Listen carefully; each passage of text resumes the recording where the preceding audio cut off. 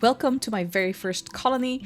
This is part 4. In case you haven't seen the previous videos, you can do so by clicking in the top right corner. But you can also watch this as a standalone, I guess. You may think that if you've seen the previous videos, that you've missed something. And you have, because I was recording, but I was recording a black screen. So what you have missed is that Antelope, our most vicious prisoner yet, has actually finally cracked and joined our colony. I have also taken to heart some of the advice that you guys have given. So I found a beautiful pillar that I put in the middle of our common area because it was too big for the roof to be built. I also made a stone cutter so I can actually start making stone walls and certain pathways that I can actually put around my base in case there is a fire so that it doesn't spread. So that's sort of like not, well, it's a priority, I would say, other than surviving. Now, our colonists have been up to a lot this week, but one thing that I can already tell you is that there's romance in the air. So place your bets and let me know in the comments if you were right about who will be a couple. Now, grab a snack and something to drink and enjoy the video. Now that we have a new member of our club, I made Antelope a primary stone cutter. And I also had her become a miner as well. Here, Antelope is already hard at work making stone blocks and already putting herself to good use. We're also nearly finished with our research, which is really good because I would like to start researching armor as well. Matthew was still struggling with the smoke leaf addiction, withdrawal symptoms, and I had to keep an eye on him, but there wasn't much that I could do about it. When I checked out Antelope's tats, I actually saw that she had the trait of staggeringly ugly. And it was both hilarious and made me a little bit sad for her.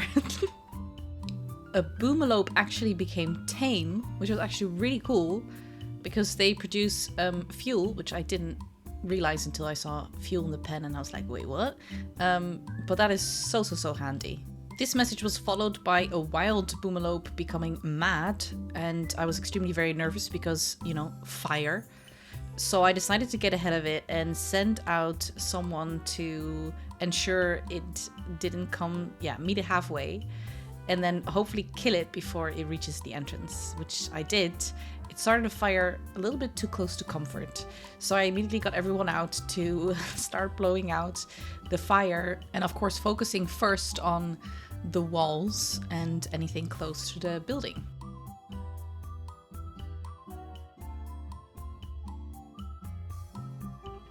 Now this was hard work and I was super stressed, but it worked out.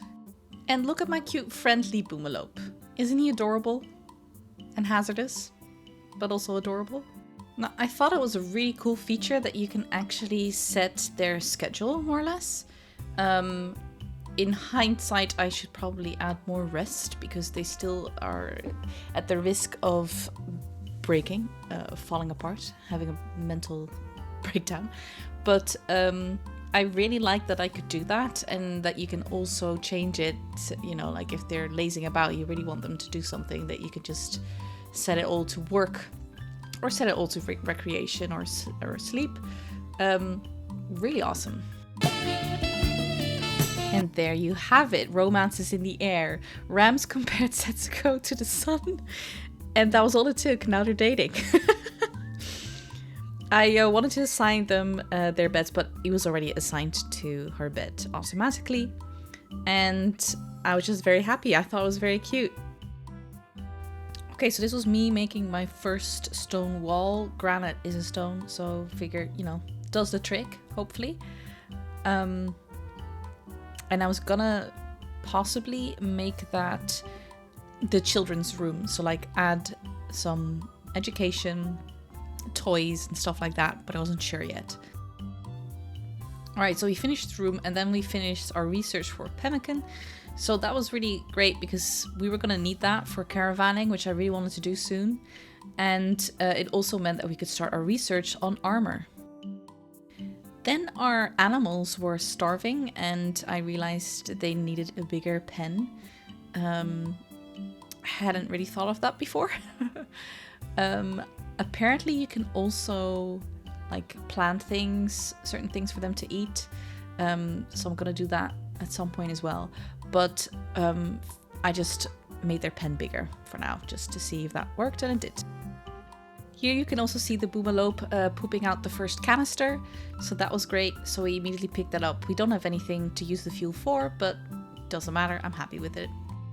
Now, Matthew was on the verge of a breakdown for a while now, and then he finally snapped and attacked Rams. This always makes me incredibly nervous because I don't want anyone to die. As you can see, Setsuko was already ready to defend her boyfriend. I had to try and keep everyone alive, but I did not really have that much control over it, so I just had to pray to the RimWorld gods that it would all be okay. Setsuko's a good shot, and I'm just glad that he was stunned and not killed. Thank you gods for listening! So, Rangel carried him to bed like a baby, and both Rams and Matthew had to rest now and heal from their wounds. So we continued on as usual, but for Rams, his near-death experience led him to ask Setsuko to marry him.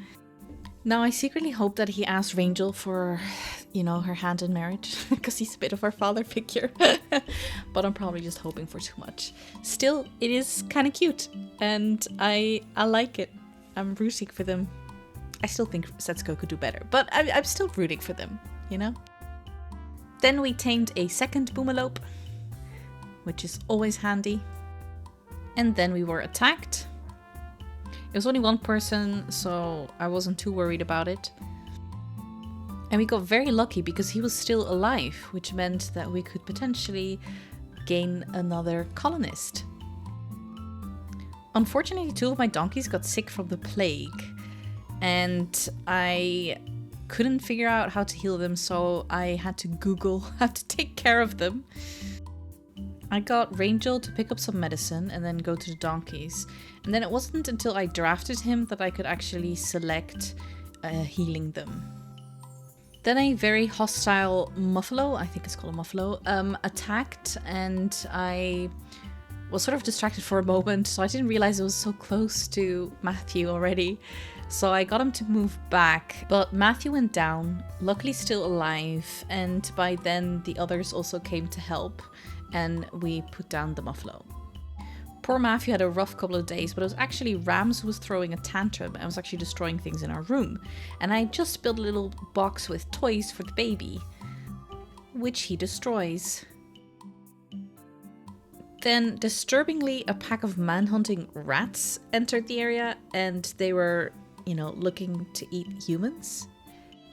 And since they were talking about a pack, I just expected a buttload, and I only saw one.